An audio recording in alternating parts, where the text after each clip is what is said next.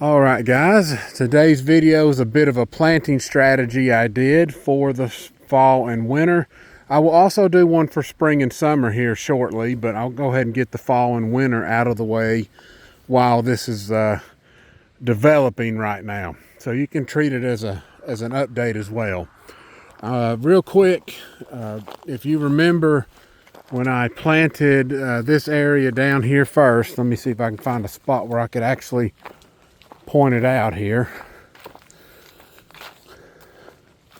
because right now the plot, you're like, man, this plot is dying, it's awful. That's right, it's supposed to be doing this right now. Yeah, here we go.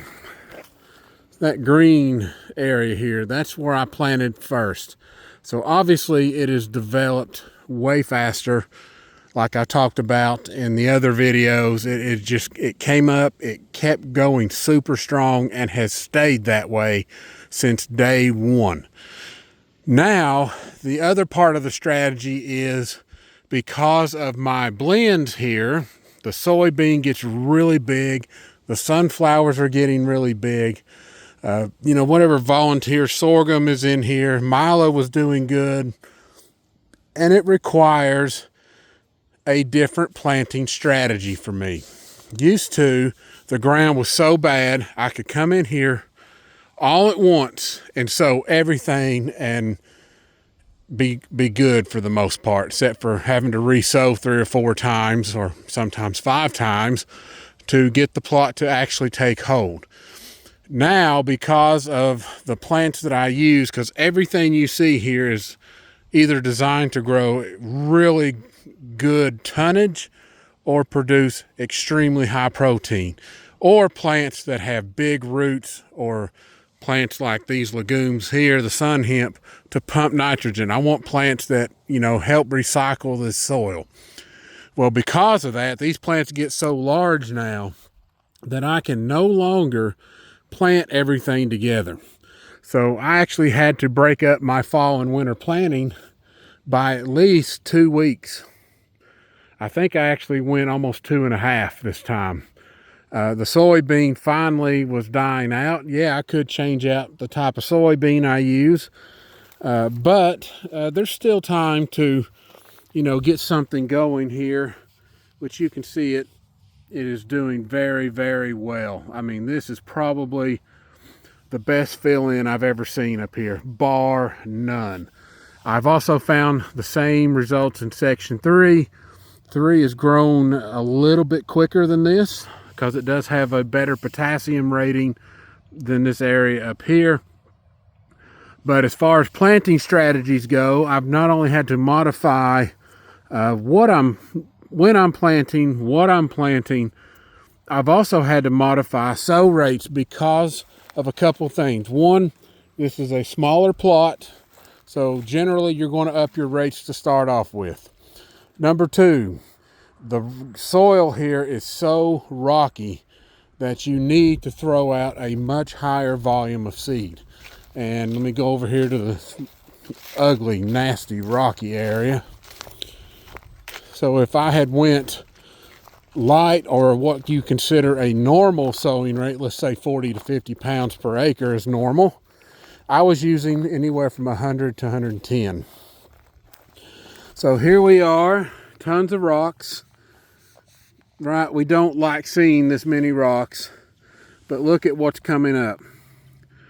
Now, there are a couple areas here that may be a little off, but this is by far the best look I've ever seen in this rocky area. Because I understand what my soil is doing and the conditions it's providing me in, my sow rates have gotten better over the years, because I started understanding there is a difference in soil that has no rocks, soil that is loaded with rocks, or even the type of plants that I am putting in this food plot is determining my sow rates here. As this soil gets better, could I shave a little bit off of it? Yes. I think I could shave, maybe some years 10 to 15 pounds. But in general, it's going to remain higher than a normal plot. Now, what about when I expand? Because I have big dreams here for this future expansion coming. And it's by far, I mean, this is going to be by far the biggest expansion I've ever done here. So my sow rates out there, would they change? Not necessarily, but it's because of the way I think I'm going to try to develop this place out here. So when you see what I'm going to do, that will help determine my sow rates. And yeah, there'll be an adjustment period. It might lessen up a little. Maybe I was 20 pounds too heavy, or 10 pounds too light, or 30 pounds too light. This will be fine-tuned and adjusted as I learn what the ground is doing and as the ground improves, because we all know that all my videos I've talked about now, this is the best ground on the farm. Bar none, best ground on the farm. You step off the farm or off of the food plot here, and we're right back to tons of trace mineral shortages. Calcium's going to be bad. You know, there's a lot of things out there that need a lot of work. My sulfur is in single digits on the farm. It averages anywhere from 7 to 9. That's awful. That is an awful sulfur rating. So the whole farm, except for this food plot, is just flat out awful. That will affect my plant rates. It will also affect maybe the type of plants that I want to put out, because I may put this whole gauntlet out that you see me use and it won't be successful. Maybe only a handful of them will be. It's just like the way I started off the island, when we know that this soil needs a lot of work. So if you're dealing with soil like this, and we know now that this is its first year, that it's actually kicked in and done something, right? This type of plant growth right here is an astounding improvement. This is filling in very, very quick. I mean, almost just as fast as this down here is. This cold snap's going to hurt it, but there's enough of it here and enough strength with rotting debris mixed in that this will survive. Now, the buckwheat won't. None of this buckwheat will. I may lose, some of the turnips because they're not very big right now. They needed another 10 to 14 days. But this type of planting strategy right here is paying off big time. So all this green is filling in. Where there is no available food, you can see some of these screen wall plants, man, they don't give up. Those things produce so much tonnage. That's why I'm very happy to have those in here. You can see the sun hip is just massive tonnage too, even though the screen wall produces way more.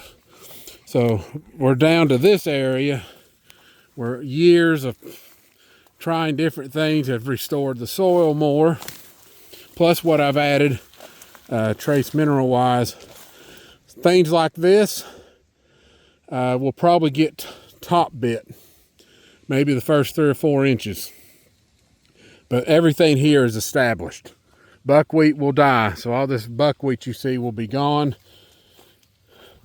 But the planting strategy I come up with this year, definitely, bar none, has given me really good results. Now, the only thing I would say to this is I would have loved to had one more full week of growing before this big cold snap hit. This place would be way different in just 7 days. We're getting plenty of rain. A lot of big time development now. This is something that I never would have saw back in the day, especially just as little as 5 years ago.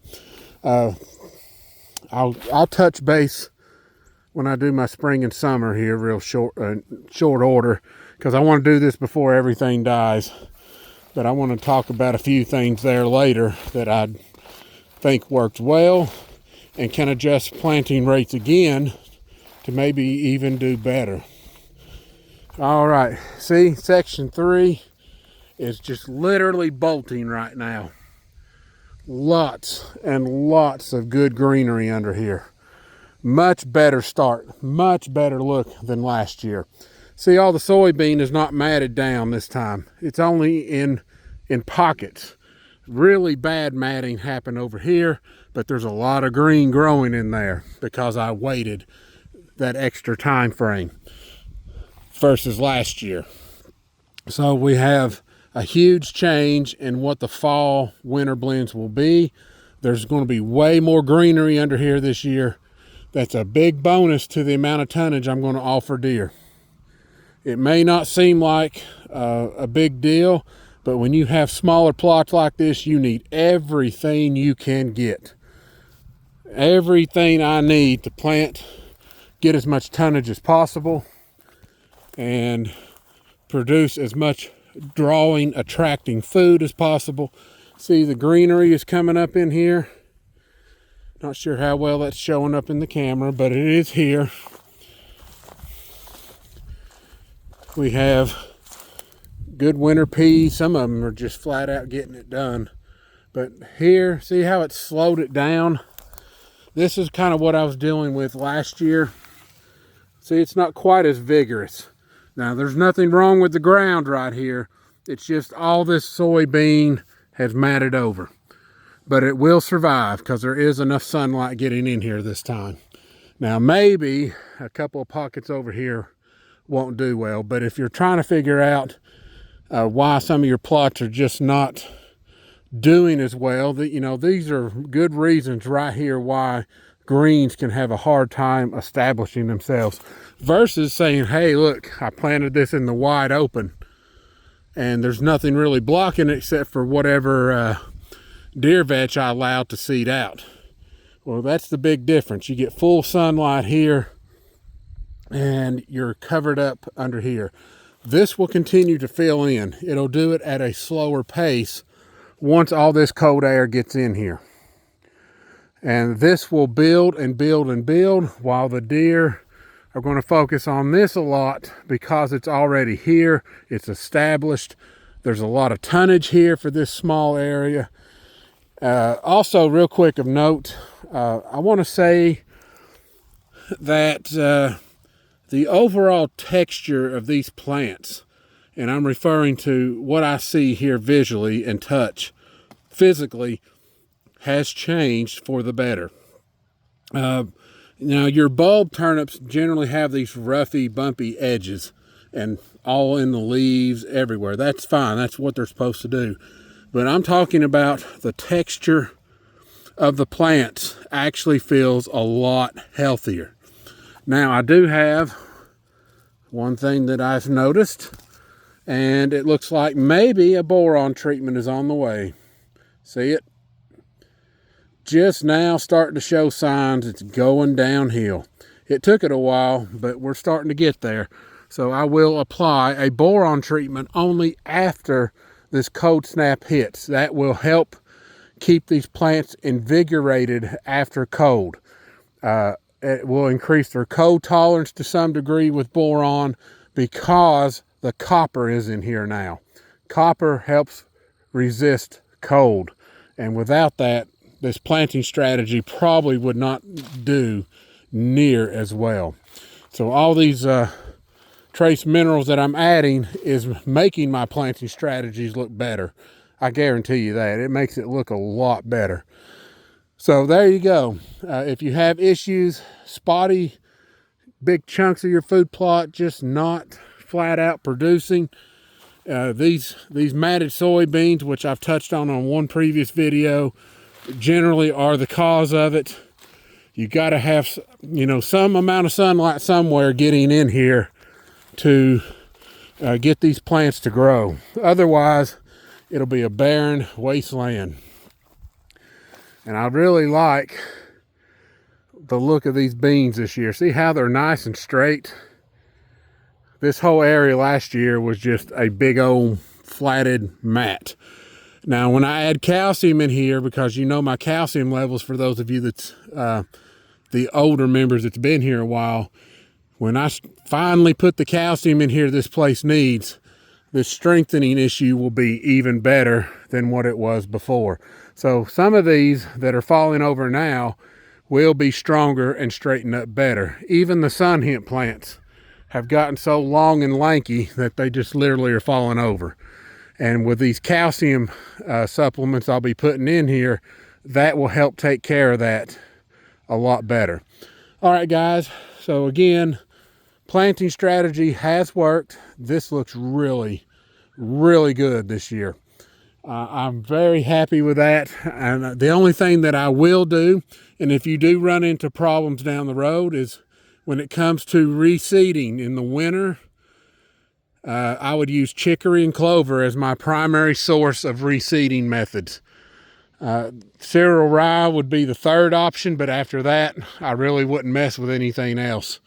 But those three plants right there would be great fill-in. So if you have a dead area here and you're trying to improve your soil, put it right there. Fill those areas in and get something to grow. All right, guys, you all have a good day. And now that I'm back on my feet, up and going, I am hunting up here. I've already seen deer, and just not the big daddies are moving just yet. We got a bunch of young bucks up here, but I'd say in another week or so that probably will change. So have a good one. Good luck on your hunts, and don't forget to hit that like and subscribe button and hit that notification bell. I often forget to say that, but have a good one, guys.